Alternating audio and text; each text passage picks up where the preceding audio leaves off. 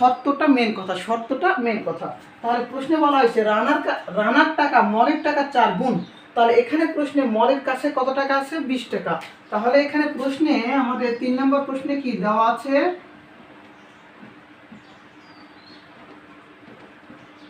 দেওয়া আছে মলির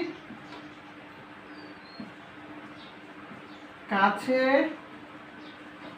আছে 20 টাকা। এটা মলির কাছে আছে 20 টাকা। ওকে, এই প্রশ্নে দেওয়া আছে। তাহলে বলেছে যে রানার টাকা মলির টাকার 4 গুণ। তাহলে রানার টাকা কত হবে? রানার টাকা মলির টাকার 4 গুণ। তাহলে মলির সাথে কত হবে? 4টা আমাদের গুণ হবে, তাই না? তাহলে মলির টাকা কত দেওয়া আছে প্রশ্নে? 20 গুণিত 4, কত হবে? 4 20 80 টাকা। বোঝা গেছে? এইভাবে প্রশ্নগুলোকে আমরা সংক্ষিপ্ত প্রশ্নগুলোকে সমাধান করব। এই সংক্ষিপ্ত সাজেশন থেকে পরীক্ষায় অবশ্যই কম প্রশ্ন কমন পাবা। তো সুতরাং তোমরা ভালো করে প্রশ্নগুলো ব্যাখ্যাগুলো সুন্দর করে সমাধানগুলো শিখে নাও, দেখবে যে পরীক্ষায় কমন পাবা। তাহলে এই 3 নম্বর প্রশ্নটা আমাদের উত্তর কত হলো? রানার কাছে কত টাকা আছে?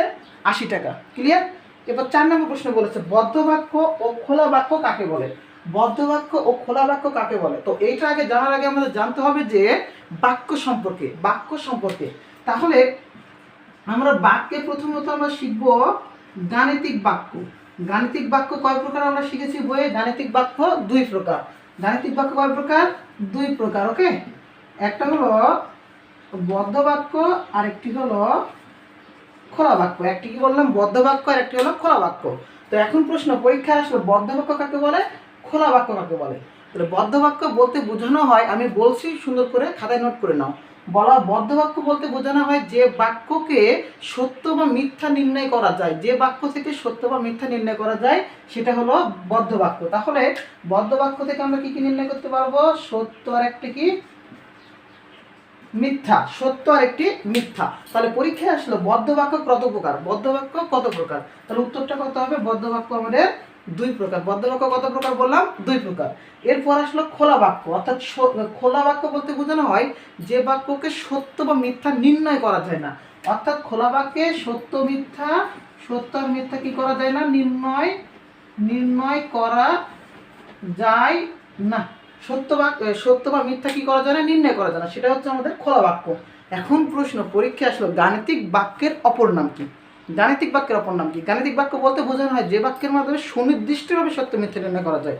তাহলে গাণিতিক বাক্যের মাধ্যমে সুনির্দিষ্টভাবে সত্য মিথ্যা নির্ণয় করা যায়, সেটাকে বলা হয় গাণিতিক বাক্য। তাহলে গাণিতিক বাক্যের অপর নাম বদ্ধ বাক্য। গাণিতিক বাক্যের অপর নাম কি বললাম? বদ্ধ বাক্য। ক্লিয়ার?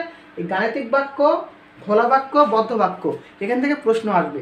এখন প্রশ্ন 2টি বাক্যের একটা উদাহরণ দেওয়া হলো। আমি যেমন উদাহরণ দিলাম এখানে একটা 2 ক প্লাস 5, আর একটা উদাহরণ দিলাম 5 প্লাস 2 সমান 7, আর এখানে আমি বললাম যে খ। ওকে, 2 ক প্লাস 5 সমান খ। এখানে ভালো করে এই যে যদি কোনো বাক্যের মধ্যে অজানা রাশি পাওয়া যায়, অজানা বলতে যেমন ক খ যে কোনো চলক বিশিষ্ট বা যে কোনো অক্ষর বিশিষ্ট পাওয়া যায়, অর্থাৎ যেটার মাধ্যমে আমরা মান নির্ণয় করতে পারবো না, সেটা হলো অবশ্যই খোলা বাক্য। আর যেটার মাধ্যমে মান 5 আর 2 যোগ করলে 7 সমান 7, অর্থাৎ আমরা সত্য বা মিথ্যা নির্ণয় করতে পারবো। আমি বললাম 5 2 যোগ করে 9 পাইলাম। 5 আর 2 যোগ করলে কি 9 হয়? হয় না। কিন্তু সত্য বা মিথ্যা আমি নির্ণয় করতে পারছি। 5 2 যোগ করলে 7 হয়, 9 না। অর্থাৎ আমরা মিথ্যা, এই বাক্যটা মিথ্যা আমরা কি নির্ণয় করতে পারতেছি। তাহলে এটা হবে আমাদের বদ্ধ বাক্য। আর এটার মাধ্যমে আমরা ক এর মানও জানি না, খ এর মানও জানি না, যার জন্য সত্য মিথ্যা কি করতে পারবো না? নির্ণয় করতে পারবো না। অর্থাৎ এটা হবে কি বাক্য? আমাদের খোলা বাক্য। ক্লিয়ার? এই ছিল আমাদের বাক্য থেকে সম্পূর্ণ বেসিক। এখন আমরা আসবো পরের অঙ্কে।